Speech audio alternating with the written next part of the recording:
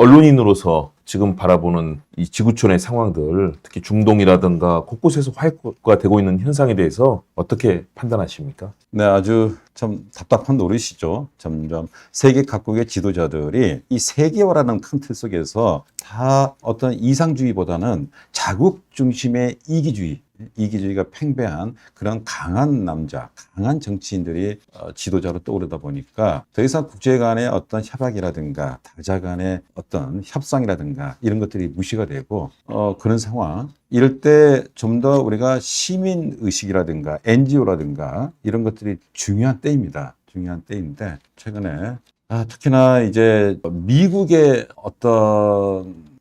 대통령이 지금 공화당이건 민주당이건 얼마 전에 바이든도 그렇고 트럼프도 그렇고 과거처럼 민주당은 이상주의고 공화당은 뭐 현실주의고 어떤 국제정책 같은 게 있었지 않습니까? 그렇죠. 이제 그런 것이 전적으로 무시가 되고 오로지 이기주의 그런 것들이 전 세계를 이렇게 지배하다 보니까 자국이 도움이 안 되면 때려부수고 자국이 도움되면 돌아서고 그렇죠. 그래서 이번에 덧붙여 얘기한다면 우리가 7월을 준비하면서 대단히 힘들었어요. 제가 눈이 많이 충혈돼 있죠. 르몽드 디플로마티크 7월로요. 당연하죠. 네. 저희가 man 17년이 지금 되고 있어요. 근데 이번에 발행하면서 이 트럼프라는 사람이 지 멋대로 이렇게 공습을 하고 또 다시 또 휴전을 하고 또 다시 또 이런 거 보면 이게 주먹 센 사람이 약한 사람 막 두들겨 패고 이제 좀 기분이 풀리든지 이제 우리 좀 이제 그만 싸울까? 라고 하면은 얻어맞은 사람은 어떡할 거예요? 휴전 제한시켜서 강제로 그렇죠. 휴전하게 만들고. 그러니까 얻어맞아서 이제 분하죠.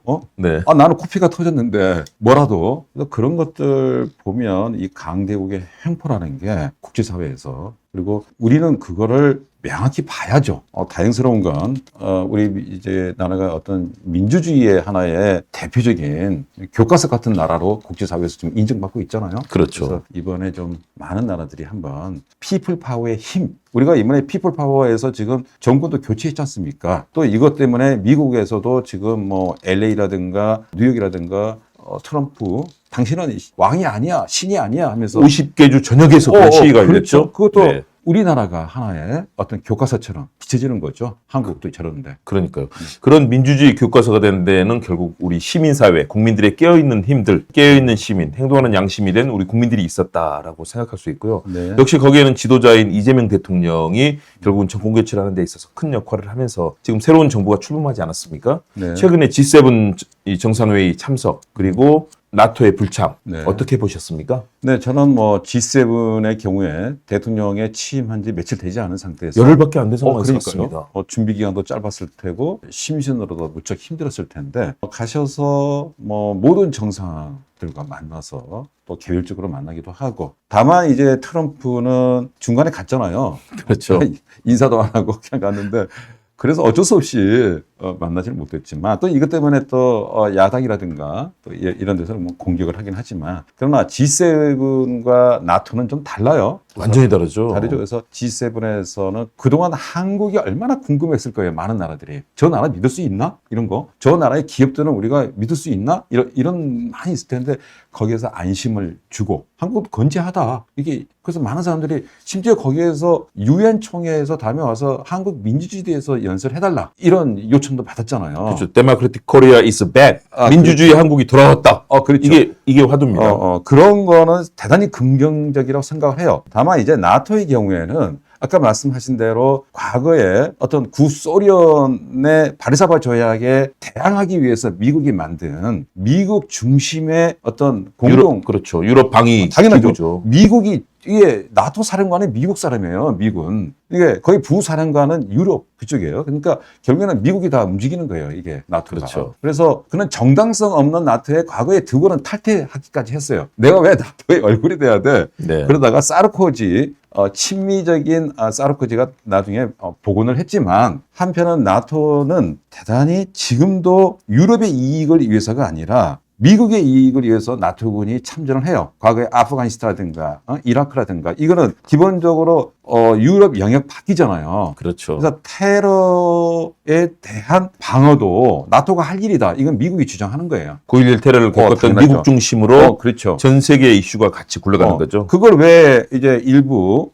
프랑스의 어떤 지식인 이런 사람 몇몇을 르몽드에다 쓰기도 해요. 자, 한 가지 더 얘기하자면 예. 자, 이번 나토에 우리도 불참했지만 일본과 호주의 정상도 불참을 했어요. 자, 원래 한국, 호주, 일본은 이게 업적의 국가예요. 나토 플러스 3. 이거는 과거에 노무현 대통령 때 그때 처음 우리가 업적으로 참여를 했는데 그저도 진보 진영의 노동 이쪽에서 엄청나게 반대했잖아요. 우리가 왜 가야 되나. 그렇죠. 근데 그때는 갔어요. 깜짝 가가지고 우리는 주로 의료 이런 거 뭐 좀 이렇게 직접적으로 타격하는 게 아니라 거기에 복구라든가 네, 그런 걸 참여를 했는데 이번에 우리가 나토에 가면 대단히 애매해요. 왜냐하면 반나토적인 국가 중국, 러시아 있잖아요. 인도 이런 나라들. 브릭스 국가들 이런 나라들에 대해서 한국의 외교가 상당히 지금 들어선 정권이 너무 친미적이다 이런 오해도 받을 수 있어요. 또 거기 가서 트럼프의 성격상 점잖은 이재명 대통령 앞에서 막 삿대질할 거예요. 아마 방입이 더 내 막 이럴 거예요. 그렇죠. 하여튼 그런 현실적인 측면도 있고 그다음에 대국적인 측면에서 전 세계 외교를 다루는 우리 입장에서는 한 유럽을 방위하는 그 조약 기구에 간다는 게 사실은 윤석열 정권이 3년 내내 했던 무모한 외교전이었다. 이번에 바로잡은 거라고 보고요. 그렇다면 우리는 안정적으로 G7이라든가 APEC이라든가 UN이라든가 다양한 다자기구에서 외교적 역할을 하면 되거든요. 그렇게 그렇죠. 한 게 바람직한 거 아니겠습니까? 사실 세계 유일의 어떤 정당성 국제기구는 유엔이에요. 그렇죠. 나토는 그 이무적인 거예요. 그래서 안타까운 게 우리가 진짜 지구 반대편에 있는 그래서 우리가 나토에 참여할 필요도 없고 나토에 업적으로 갈 필요도 없어요. 다만 이제 테러라든가 뭐 화학전이라든가 이런 거에 대한 어떤 국제적인 어떤 움직임, 협력을 통해서 같이 공동의 이익, 그렇죠. 국제사회 평화와 공동의 이익을 모색할 때 그런 참여할 수 있는 데서는 거죠. 참여할 수 있죠. 이번에 대통령이 참여를 못하는 대신 이게 주요 책임자가 네, 위성락 안보실장이 그렇죠. 갑니다. 뭐 그 정도면 충분하지 않겠어요? 그럼요. 그렇게 해서 같이 관계를 맺고 또 우리의 국익을 관찰하는 것이고요. 그러나 아까 말씀하신 것처럼 마치 전 세계가 지금 자신들의 국익만을 자기 나라 이익만 추구하다 보니까 미국도 이제 전 세계를 보호하는 역할을 포기하고 미국의 이익을 위해서 동맹국들을 계속해서 여러 가지 강압적인 틀로 끌어들이지 않습니까? 네. 그런 미국과 우리는 관계를 잘하면서도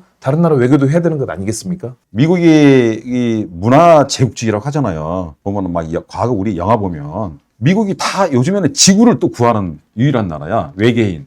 네. 화성 저 너머에서 온 얼마나 엉뚱해요. 이제는 그 과거에는 공산주의에서 이 자유진영을 지켰다는 그런 이 영화에서 나오더만 요즘에는 그게 또 안 되니까 심지어 이건 이 미국의 어떤 독선이죠. 문화인들의 독선. 보고 있으면 좀 많이 불안하고 전 세계가 이렇게 화약고 형태로 가는 거 많이 걱정이 됩니다. 이때 이재명 정부의 외교가 빛을 발해야 될 텐데 G7이라든가 여기서 보여줬던 룰라 대통령과의 뭐 호응이라든가 그렇죠. 전 세계 정상들과 호흡하는 모습 네. 이재명 대통령의 외교 여러 가지 행보들을 어떻게 보셨습니까? 네, 저도 룰라 대통령하고 아주 이렇게 다정다감하게 얘기하는 거 보면 약간 저도 감동에 겨워서 약간 눈물이 잠깐 나오려고 비슷했군요. 두 소년공 대통령. 두 소년공 대통령에다가 이 검찰 권력 그렇죠. 검찰 권력이 무수한 탄압받았죠. 탄압받고 그것 때문에 또 아웃이 되고 또 다시 복귀를 하고 그런 거 보면서 불굴의 의지 또 더 룰라 대통령도 재임 기간 동안에 이 브라질 경제가 엄청나게 많이 좋아졌어요. 그렇죠. 좋아졌는데 그거 이제 나중에 뭐 퍼주기다 뭐하다 우리나라의 일부 언론에서 또 우리나라 야당에서는 그렇게 얘기했지만 그러나 분명한 사실은 이 정책의 어떤 그 양반은 대단히 실제적으로 뭐가 필요한지 국민들이 찾아가서 하는. 그래서 그런 부분은 이재명 대통령하고 많이 닮아 있다라고 생각을 해요. 근데 그런 부분에서 아마 서로가 미소를 보면서 염화 미소를 짓지 않았을까. 염화 미소. 뭐 스님의 미소를 보면서 저절로 깨닫는 그 염화 미소. 뭐 굳이 꼭 스님까지 아니더라도 네. 서로가 우리가 둘 다 우리가 미소를 지으면서 염화 시중의 미소. 그렇죠. 그런 미소처럼 하지 않았나 하는 생각이 듭니다.